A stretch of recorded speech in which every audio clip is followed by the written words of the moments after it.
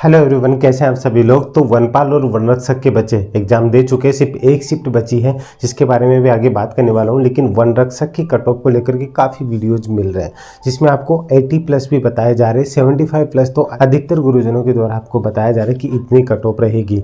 ठीक है, ये सब कुछ आप देख चुके होंगे और आपकी डिमांड थी कि सर कट ऑफ के बारे में बताइए। देखिए, मेरी आदत नहीं होती कि बार बार हर एक चीज़ को पलटना, और जो भी मैं बोलता हूँ वो मैं पहले बोला हूँ वही मैं बाद में बोलता हूँ, वही चीज़ आपको अभी कंफर्म करवा दूंगा। आपको पता होगा अच्छे से, जब आप पेपर देने जा रहे थे, वनपाल का पेपर होने के बाद में वनरक्षक से पहले मैंने एक वीडियो बना करके बताया था कि लाडलो इतना सेफ स्कोर रखना, यानी कि माइनस करने की कोशिश मत करना। अगर आपको लगता है कि आप एक्यूरेसी के साथ यहाँ तक है तो आप रिस्क मत लेना। जिन बच्चों ने वो चीज़ की थी वो आज सेटिस्फाई हैं। ठीक है, और जो लोग बता रहे कि 80 कट ऑफ जाएगी, कोई बता रहे कि 78 जाएगी, 75 जाएगी, उन लोगों के बारे में कुछ चीज़ें क्लियर कर दूँ कि वो किस बेस पे बता रहे हैं। क्योंकि पोल करवाए जा रहे हैं, पोल के अंदर आपको अलग अलग तरीके से जो बच्चा एग्ज़ाम नहीं दे के आया वो भी, जैसे मान लीजिए मैं हूँ, मेरा किसी एग्ज़ाम से लेना देना नहीं, पोल मुझे दिख रहा है तो मैं उस पर क्लिक कर दूंगा, उस आधार पे बताए जा रहे हैं। तो वो भी अपनी जगह सही है, लेकिन जो रियल फैक्ट है वो चीज़ मैं आपको बताने वाला हूँ। तो घबराइएगा मत, वीडियो को अंत तक जरूर देख लीजिएगा। वनपाल और वनरक्षक दोनों को लेकर के बात करूँगा। पहले मैं एक चीज़ आपको क्लियरली मैंशन कर दूँ कि जिस वैकेंसी के अंदर सिर्फ 99 पोस्ट थी उसकी ही कट ऑफ है, वो ही 80+ जाने से पहले 10 बार सोचना होगा। ठीक है, तो आप वनरक्षक की जिसकी 2300 समथिंग पोस्ट है उसके बारे में आप कैसे इतना इमेजिन कर सकते हैं कि इतनी कट ऑफ जाएगी, बल्कि उससे पहले उसको कितनी और स्टेप कवर करनी है, उन चीज़ों के बारे में भी सोचना होता है। कुछ चीज़ें आपको क्लियर कर दूं कि मैंने एग्जाम से पहले वनपाल में भी आपको बता दिया था कि 45 से 50 के बीच में ही आपकी अटेंडेंस रहेगी। और आपकी अटेंडेंस, ये भी मैंने श्योरिटी से कहा था कि अगर दोनों के बीच की बात करूँ तो आपकी जो वनपाल के अंदर जो अटेंडेंस रहेगी ना लाडलो, वो कितनी रहेगी आपकी 48%। क्लियर है, यही चीज़ रही, यही चीज़ मैंने आपको यहाँ पे बोली थी। ध्यान से समझ लीजिएगा, वनरक्षक के अंदर कि वनरक्षक के अंदर भी आपका यही एक एरिया रहेगा कि 47 से 48% का एक एवरेज रेशो रहेगा। वैसे आप 45 से 50 मान करके चलिए, आपका वही रेशो रहा। ठीक है, सबने ये बोला था कि नहीं वनपाल से ज़्यादा वनरक्षक में एग्ज़ाम देने आएंगे, लेकिन जो चीज़ बोली थी, आप चाहें तो वीडियोज़ के जो लिंक है वो आपको डिस्क्रिप्शन में भी मिल जाएंगे और आप स्क्रीन के एंड में दोनों वीडियोज़ मिल जाएंगे जिन चीज़ को लेकर के मैंने बात की थी। अगर आप पहली बार भी विजिट किए ना, वीडियो को पूरा देख लीजिए कि इनको चेक जरूर कर लीजिए, क्योंकि किसी इंसान पे ट्रस्ट करने के लिए पीछे की बैकग्राउंड को जानना जरूरी होता है। ये चीज़ समझ गए आपको। फिर अगर आपको सही लगे जो फैक्ट मैं आपको बता रहा हूँ वीडियो के एंड में, तो यहाँ पे कमेंट करके जरूर बताइएगा और चैनल को सब्सक्राइब जरूर कर लीजिएगा। मैं बात कर रहा हूँ वनपाल को लेकर के बात करूँगा और वनरक्षक को लेकर के भी। पहले मैं वनपाल को लेकर के आपको कुछ चीज़ें क्लियर कर दूँ कि जो एक डर है। ठीक है, वनपाल की बात कर रहा हूँ जिसका एग्ज़ाम आपका पहले हुआ है। ठीक है, 6 तारीख को। तो यहाँ पे इसको समझ लीजिएगा कि अगर मैं कैटेगरी वाइज कट ऑफ के लेकर के बात करूँ, मैंने जैसे ही एग्ज़ाम दे करके आए थे उस टाइम पे मैंने आपको जो जनरल की कट ऑफ बताई थी वो बताई थी 78 to 83। याद आ रहा है आपको? ठीक है, चाहे जा करके चेक कर लीजिएगा। मैंने यहाँ पे आपको ओबीसी की जो बताई थी, ठीक है, ओबीसी और ईडब्ल्यूएस को मैं एक बार साथ से लेकर के चल रहा हूँ। ओबीसी की जो मैंने कट ऑफ बताई थी वो मैंने बताई थी 75 to 78। ठीक है, इसमें भी कमी आई है। मैंने बोला था कि एग्जाम लगने के बाद में उस टाइम पे जो आंकड़े रहते हैं वो अलग रहते हैं। 4-5 दिन बाद में बच्चों का जो खुमार होता है ना, वो अपने आप धीरे धीरे उतरने लग जाता है। जैसे पेपर दे के आते हो तो सबको ऐसा लगता है कि मैंने अगर 90 क्वेश्चन किए तो उसमें से 80 to 85 तो बिल्कुल सही है। लेकिन आप कोई भी एग्जाम दे करके आते हो, इसमें ये मान कर के चलिए कि आपके 10 से 12 मिनिमम गलत होते ही होते हैं। तो 12 करते करते कब 20 तक पहुंच जाते पता भी नहीं चलता। ये गलत कह रहा हूँ क्या? कमेंट करके ज़रूर बता देना। ये मैंने कट ऑफ कब बताई थी? जब एग्ज़ाम के जस्ट बाद, यानी कि 2-3 घंटे बाद बताए थे। इसके बाद में अगर मैं एमबीसी की बात करूं, ठीक है, एमबीसी की मैंने आपको बताई थी 70 to 75। इसमें 1-2 नंबर हो सकता है, अगर वो बताई हो उसमें कुछ अलग भी लगे तो कमेंट करके बता दीजिएगा। वैसे मैं एज इट इज़ वही चीज़ बता रहा हूँ। एससी की जो मैंने कट ऑफ बताई थी वो बताई थी 8 to 71 बताई थी। क्लियर है, 3 नंबर का डिफरेंस रखा था। और एसटी की जो मैंने कट ऑफ बताई थी वो 65 to 68 बताई थी। आप ध्यान से समझ लीजिएगा, इनमें जो मैंने एक्स्ट्रा बताया था ना उसको आप कम ही कर लीजिए, आपको बढ़ाने की ज़रूरत नहीं है। ठीक है, ये यहाँ पे अगर मैं बात करूँ कि बाद में अगर आपने पेपर मैच किया है तो ये अभी की बता रहा हूँ, ये 75 to 80 मैं बढ़ा नहीं रहा हूँ, मैं कम ही कर रहा हूँ। ठीक है, इसके अंदर आप इसको मान करके चलिएगा कि 70 to 75। ठीक है, इसके अंदर अगर मैं बात करूँ तो 70 to 73। यहाँ पे अगर मैं बात करूँ तो 65 to क्लियर है, इसको जरूर समझ लीजिएगा। 65 to 68 और यहाँ पे अगर मैं बात करूँ तो ध्यान से समझ लीजिएगा 60 to 65 ये वनपाल की कट ऑफ है। आराम से स्क्रीनशॉट ले लीजिए, इसके अंदर नॉर्मलाइजेशन भी नहीं होगा, ठीक है। अगर होता है बाई चांस अगर करते हैं कि यहाँ पे 2 शिफ्ट थी, उस हिसाब से अगर बाई चांस करते हैं, वैसे नहीं होगा। अगर करते हैं तो फिर इसमें 2-3 नंबर का वेरिएशन आपको देखने को मिल सकता है, ये बात ज़रूर समझ जाइएगा। ये आपका था वनपाल।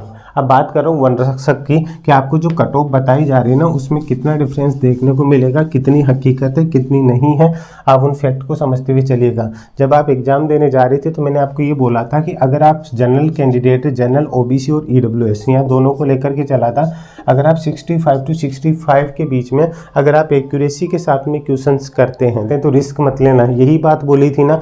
अब मैं अगर उस टाइम पे 65 बता दूँ, अब मैं आपको बोल दूँ कि 78 कट ऑफ जाएगी, 75 जाएगी, वो गलत होगा ना। जब उस टाइम ही इतना रेशियो बताते तो अब तो पेपर हो चुका है, ठीक है। इस चीज़ को ध्यान से समझ लीजिएगा। अगर इसकी 78 जाएगी तो जो 99 पोस्ट थी जिसका पेपर इजी था, उसकी अगर इतनी कट ऑफ नहीं जा रही, क्योंकि बच्चों से गलतियां होती है लाड लो। और एक और बताऊं, वन रक्षक का जो पेपर था ना, वो वनपाल से भी लेवल वाला था, इस चीज़ को मत भूलिएगा।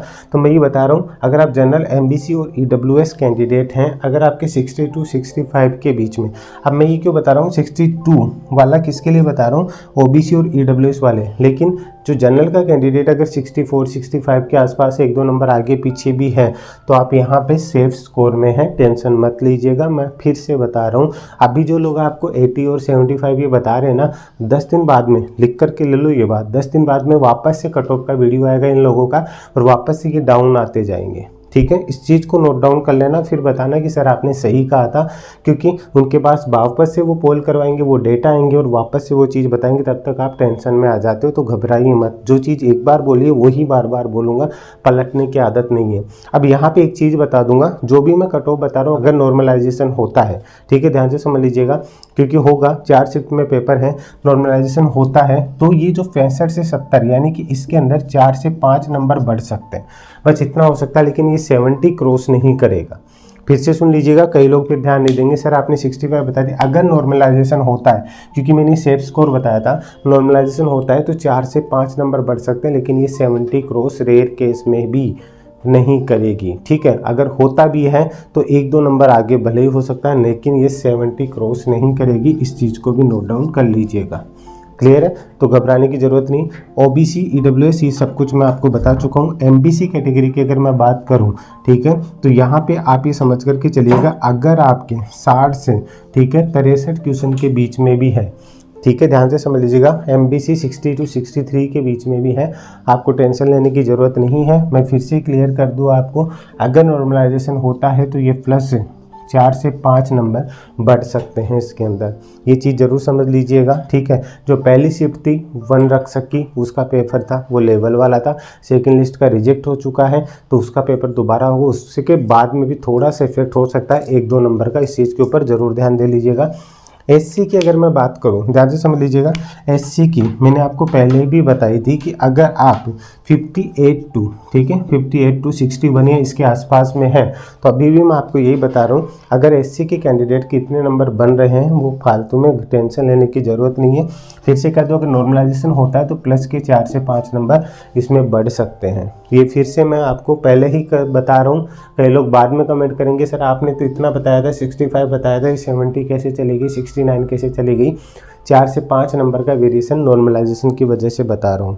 और ये एसएसबी बोर्ड पटवारी जैसे एग्जाम के अंदर 10 से 15 नंबर का भी नॉर्मलाइजेशन में मार्क्स बढ़े थे, वो एक अलग बात होगी, मैं रो मार्क्स बता रहा हूँ, ठीक है, ये रो मार्क्स है, अच्छे से ध्यान दे लीजिएगा। आप लोग इस चीज़ के ऊपर जाते ही नहीं है, सिर्फ रिजल्ट देखते हैं, ये रो मार्क्स बता रहा हूँ, ठीक है। अगर नॉर्मलाइजेशन में सबके 8-10 नंबर का फर्क पड़ता है तो इसमें 8-10 नंबर बढ़ा के मान लीजिएगा। अगर 4-5 का फर्क पड़ता है तो आपके रो मार्क्स जो है उसमें अपने आप से ईमानदारी से नंबर जोड़ करके देख लेना, ये रो मार्क्स बता रहा हूँ। दूसरी बात, एसटी के अगर कैंडिडेट पहले भी यही बताया था, 55 to 58 के बीच में अगर आप हैं, इसमें भी नॉर्मलाइजेशन होता है तो प्लस के 4 से 5 नंबर बढ़ा करके और मान लीजिएगा। देखिए, मेरी बार बार आदत नहीं है ना, मैं आपको फोर्स करूंगा कि आप यही चीज़ मानिए, लेकिन हकीकत आपको भी पता है, जब 99 पोस्ट के अंदर, ठीक है, 2.5 लाख लोगों ने एग्ज़ाम दी, उनकी ये कंडीशन हो रही है कि 99 लोगों के इतने से मार्क्स नहीं आ पा रहे हैं, तो क्या कंडीशन होगी। तो 2300 पोस्ट है। उसके बाद में आपका जो रनिंग वगैरह ये फिजिकल है, फिजिकल में भी अधिकतर लोग निकल जाएंगे क्योंकि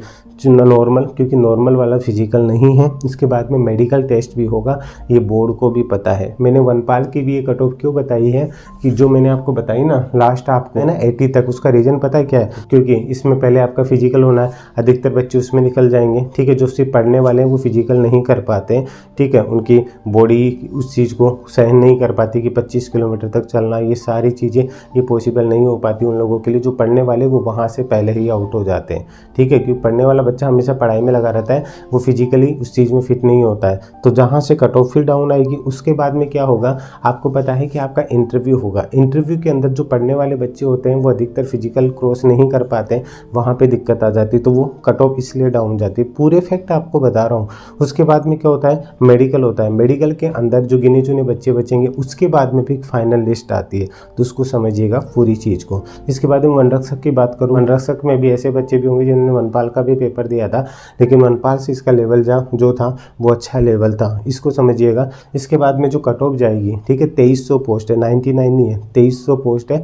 अगर मैं बात करूं तो आप ये सोचिएगा कि पहले इसका रिजल्ट आएगा, रिजल्ट होने के बाद में फिजिकल होगा, फिजिकल सभी लोग तो क्वालिफाई करेंगे नहीं, उसके बाद में मेडिकल होगा, मेडिकल होने के बाद में फाइनल लिस्ट आएगी।